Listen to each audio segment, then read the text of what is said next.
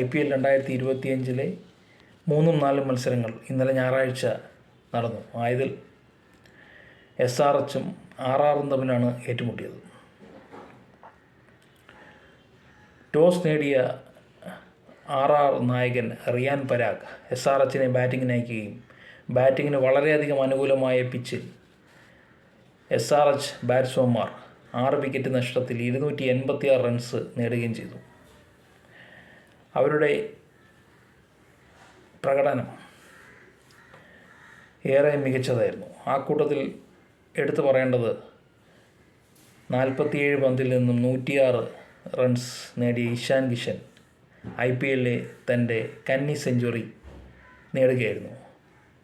പതിവ് പോലെ തന്നെ ട്രാവിസ് ഹെഡ് 31 പന്തിൽ നിന്നും 67 റൺസ് കരസ്ഥമാക്കി SRHന് മികച്ച ഒരു ടോട്ടലിലേക്ക് എത്താനുള്ള അവസരമുണ്ടായിക്കൊടുത്തു. നിതീഷ് കുമാർ റെഡ്ഡിയും ഹെൻറിച്ച് ക്ലാസനും അവരുടെ റോളുകൾ മികവുറ്റതാക്കി. ആയതിനുശേഷം ബാറ്റിങ്ങിനിറങ്ങിയ രാജസ്ഥാൻ റോയൽസിന് തുടക്കം മുതൽ തന്നെ തകർച്ചയോട് ആരംഭിക്കേണ്ട ഒരവസ്ഥയാണ് ഉണ്ടായത്.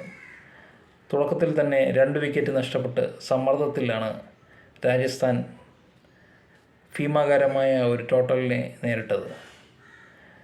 എന്നാൽ പിന്നീട് നല്ല രീതിയിൽ വിശ്വാസത്തോടെ ബാറ്റ് വീശിയ സഞ്ജു വി സാംസണും ധ്രുവ് ജൂറലും രാജസ്ഥാനെ വിജയിപ്പിക്കും എന്നൊരവസ്ഥയെ കൊണ്ടെത്തിച്ചെങ്കിലും ബാറ്റിങ്ങിൽ ഉണ്ടായ സ്ലോനെസ്സും തുടരെ ഉണ്ടായ വിക്കറ്റ് നഷ്ടവും രാജസ്ഥാനെ പരാജയത്തിലേക്ക് കൂപ്പുകുത്തിച്ചു എന്ന് പറയാതിരിക്കാൻ കഴിയില്ല.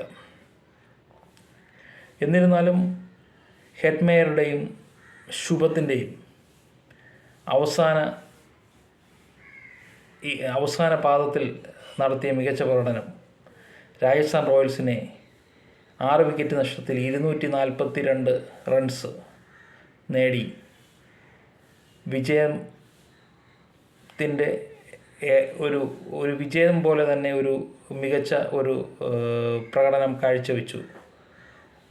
ഓവറോൾ ലെവൽ നോക്കുകയാണെങ്കിൽ രാജസ്ഥാൻ്റെ പ്രകടനം അത്ര മോശമല്ല എന്ന് പറയാതിരിക്കാൻ കഴിയില്ല. എന്നാൽ രാജസ്ഥാൻ റോയൽസിൻ്റെ ബൗളിങ് അങ്ങേയറ്റം മോശമായി എന്ന് പറയാതിരിക്കാൻ കഴിയില്ല. അതിൽ ഏറ്റവും മോശപ്പെട്ട പ്രകടനം കാഴ്ചവെച്ചത്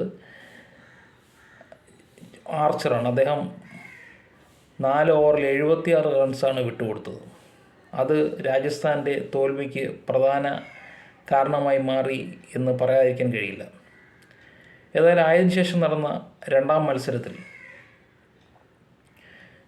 ചെന്നൈ സൂപ്പർ കിങ്സും മുംബൈ ഇന്ത്യൻസുമാണ് ഏറ്റുമുട്ടിയത്. ആ മത്സരത്തിൽ ആദ്യം ബാറ്റ് ചെയ്ത മുംബൈ ഇന്ത്യൻസ് 9 വിക്കറ്റ് നഷ്ടത്തിൽ 155 റൺസ് നേടി.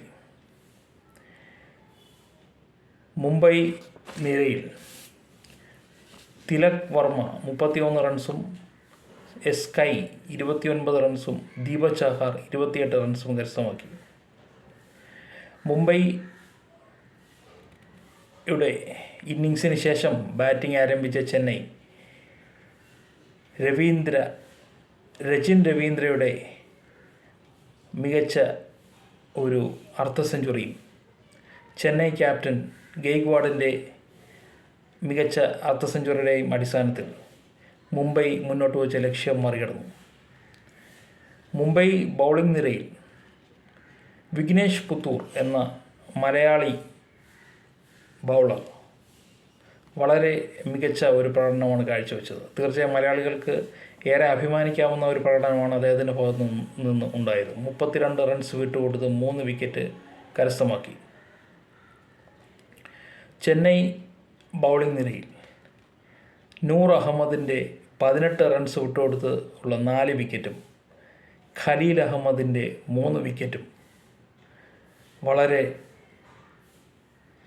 മികച്ച ബൗളിംഗ് ആണ്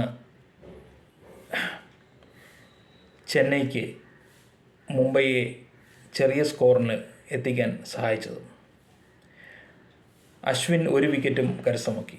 ഏതായാലും ഞായറാഴ്ച നടന്ന ആദ്യ മത്സരത്തിൽ SRHും രണ്ടാമത് നടന്ന മത്സരത്തിൽ ചെന്നൈ സൂപ്പർ കിങ്സും മികച്ച വിജയങ്ങൾ സ്വന്തമാക്കി.